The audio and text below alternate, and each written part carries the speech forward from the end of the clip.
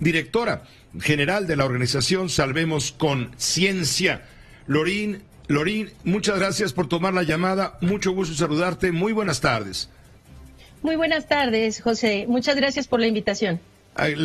Los agradecidos seremos siempre nosotros, Lorí. Me gustaría conocer tu punto de vista sobre este programa de vacunación que se inicia pues con muy pocas vacunas, porque estamos hablando de la necesidad de vacunar cuando menos a 80 millones de mexicanos y estamos comenzando con 500,000 dosis de vacuna, de las cuales hay que dividir en dos porque son de 2 tomas, hablo de la AstraZeneca.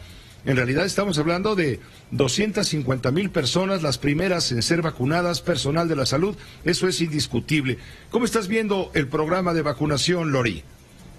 Sí, bueno, es alentador que el día de hoy haya iniciado ya la vacunación fuera de la Ciudad de México, ya en algunas entidades de la República. Todo esto, pues sin duda es positivo, es alentador, sí, pero como bien lo señalas, esto sigue siendo un esfuerzo pequeño para el tamaño del problema que estamos enfrentando.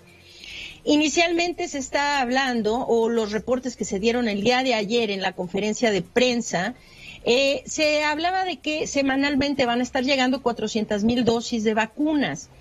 Esto está muy bien, pero 400,000 dosis de vacunas alcanzan en la realidad a vacunar solamente a 200,000 personas, porque esta vacuna requiere 2 dosis.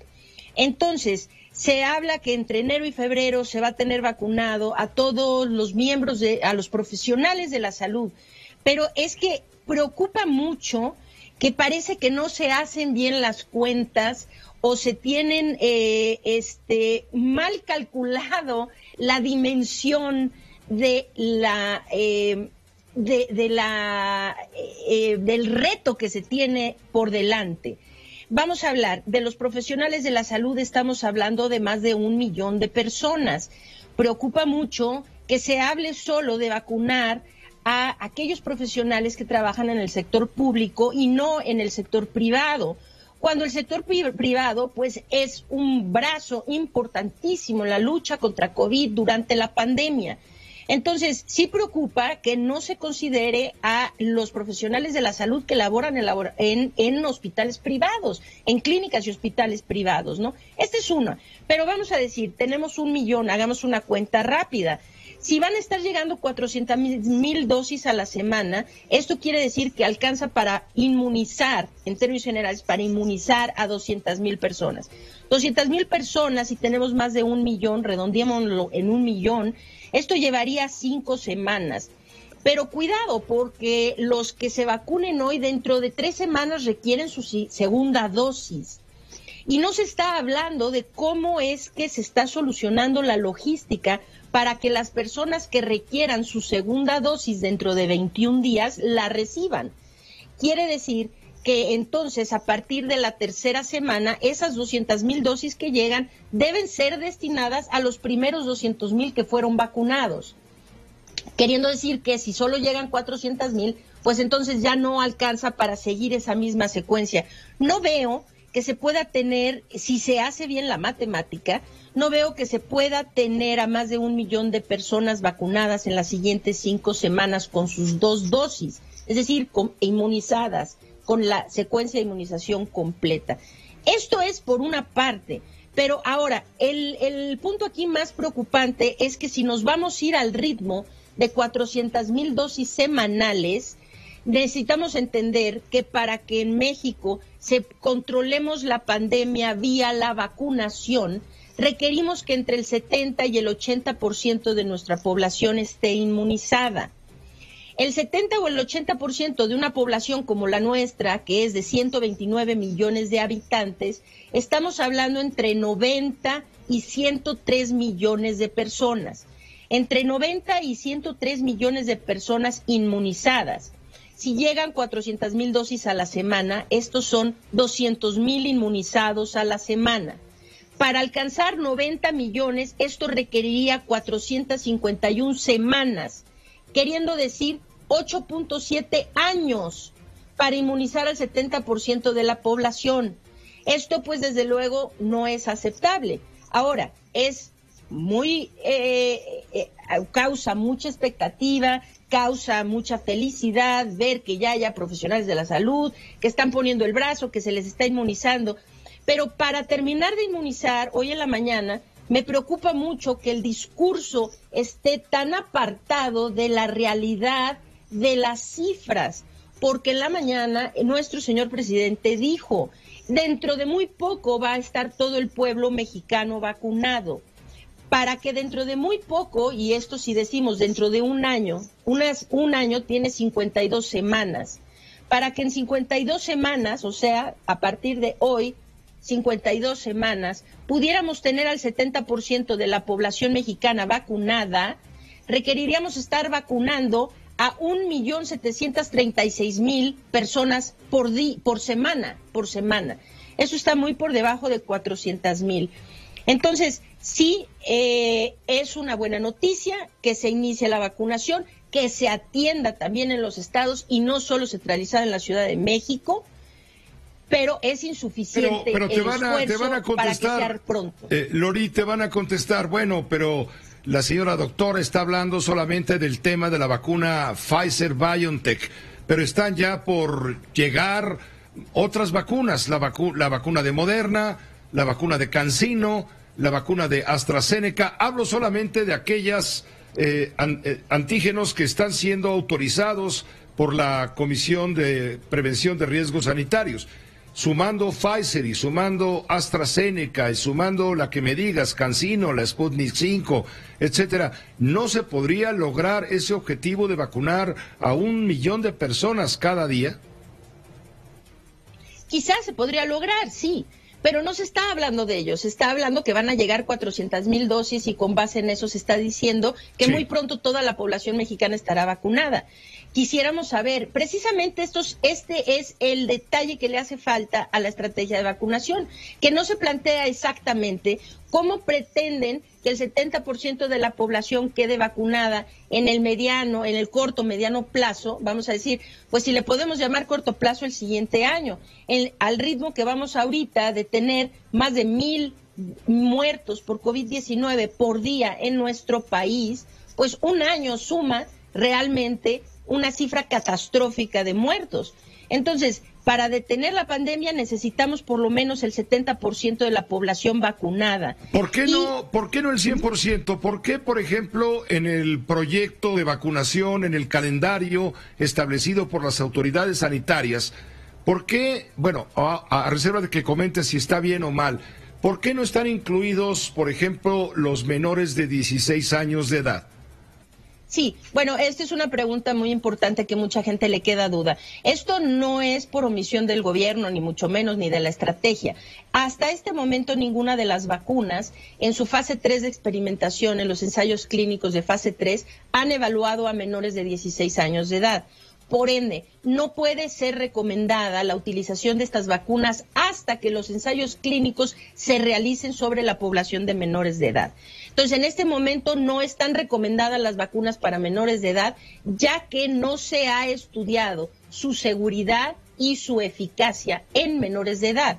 No tiene que ver con la estrategia, vamos a decir, específica de nuestro gobierno, sino porque los ensayos clínicos hasta ahora no han incluido a este grupo de edad y por ende queda excluido. Pero también ese grupo de edad puede resultar peligroso y contagioso. Sí, es correcto. Ellos pueden terminar siendo quienes sigan impulsando la propagación del virus. Es muy importante que se entienda esto. ¿Por qué el 70% de la población? Por la contagiosidad, es decir, la transmisibilidad del virus. Este virus se calcula que cada persona que está contagiada infecta en promedio entre 2.5 y 3 personas adicionales.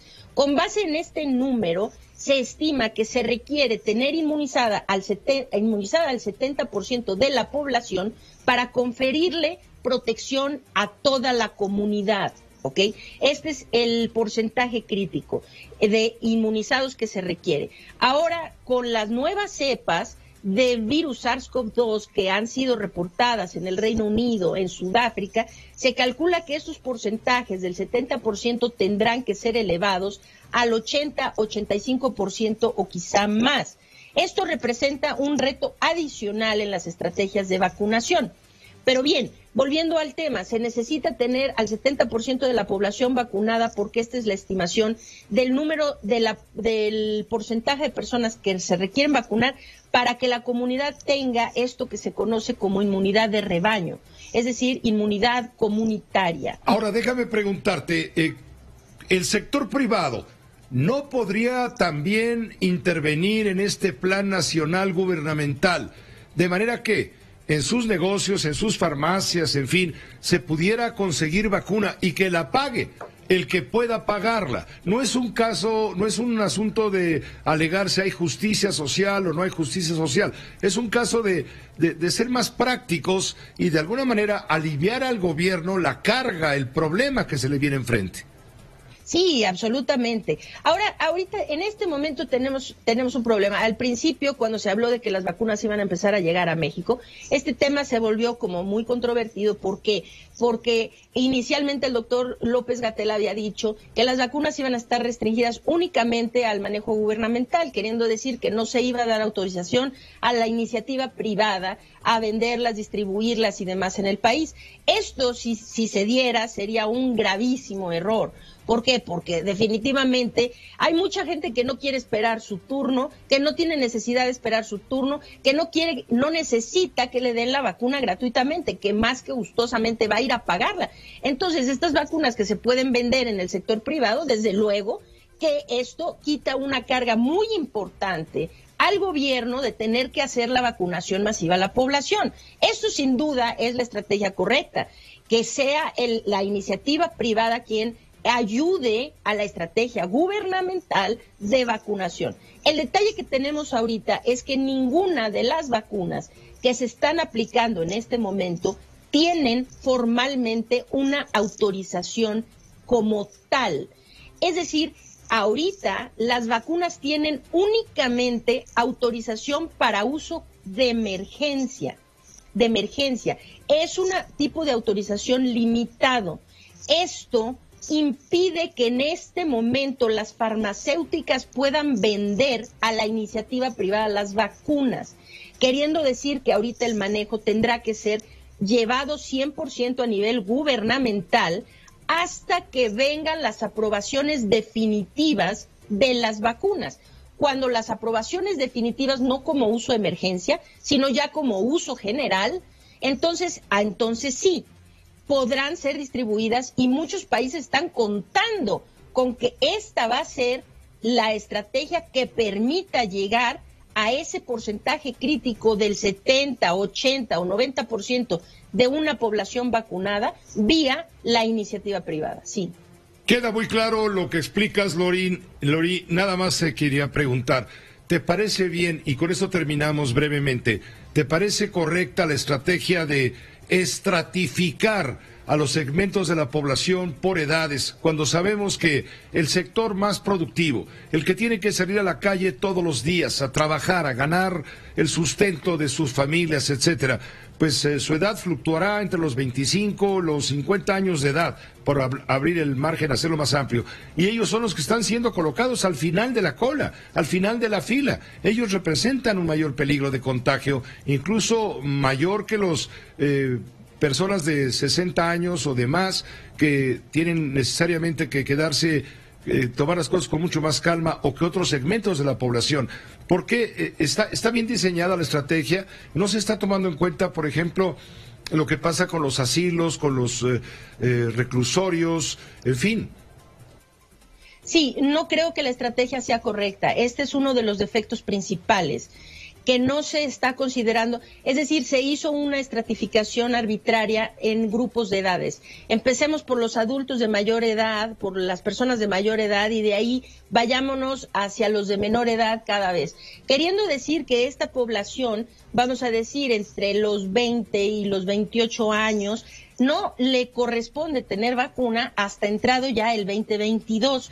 Pero esto no es decir, esta estratificación por edades es una estratificación arbitraria que no creo que sea sensata. Es decir, Se necesita proteger desde luego primero a los grupos más vulnerables. La estrategia de iniciar por el sector salud, por los profesionales de la salud, es indiscutiblemente la adecuada. Si no se protege a quienes están protegiendo la salud de otros, pues esto todo se colapsa, ¿verdad? Primero ellos, definitivamente. De ahí hay que proteger a los grupos más vulnerables, sin duda. Pero en nuestro país, a diferencia de en muchos países europeos, aquí un grupo vulnerable es ese grupo entre 35 y 60 años, quienes nuestras estadísticas dicen que son quienes más se infectan y más están muriendo en México de COVID-19. No solamente esto, sino que es el grupo de edad que más se moviliza, por ende dispersa más el virus. Y no solo esto, sino aunado a lo anterior, este es el sector más productivo económicamente. La pandemia, la economía no la podemos deslindar. Estamos en una catástrofe económica también. Entonces, proteger al sector más productivo, que encima de todo, económicamente productivo, que encima de todo, son en nuestro país, deben ser considerados como un grupo de alta vulnerabilidad, porque ellos son quienes en las estadísticas estamos viendo que son los que más se infectan y quienes más están muriendo. Entonces, la estrategia en ese sentido es muy equivocada. Suena, desde luego, bondadoso, vamos a proteger a los adultos mayores. Sin duda, no estoy diciendo que no se les proteja. Hay que proteger a los grupos vulnerables, sin duda. Pero la estrategia tiene que estar basada en evidencias, no en ocurrencias. Y se me ocurre que vamos a estratificar por edades. Esto es una ocurrencia que está basada en un criterio arbitrario. Hay que basarse en las evidencias científicas de lo que ocurre en nuestro país. Creo que esta estratificación por edades es un grave error, de hecho. Pues te agradezco, Lori, contigo se puede conversar largo rato, muchas enseñanzas arrojan tus análisis, pero bueno, el tiempo es criminal. Te agradezco muchísimo que nos hayas permitido el acceso y estaremos en contacto, si nos permites, para mayores consultas. Siempre, con muchísimo gusto. Un placer, como siempre, estar en el programa. Gracias, Lori. Hasta luego.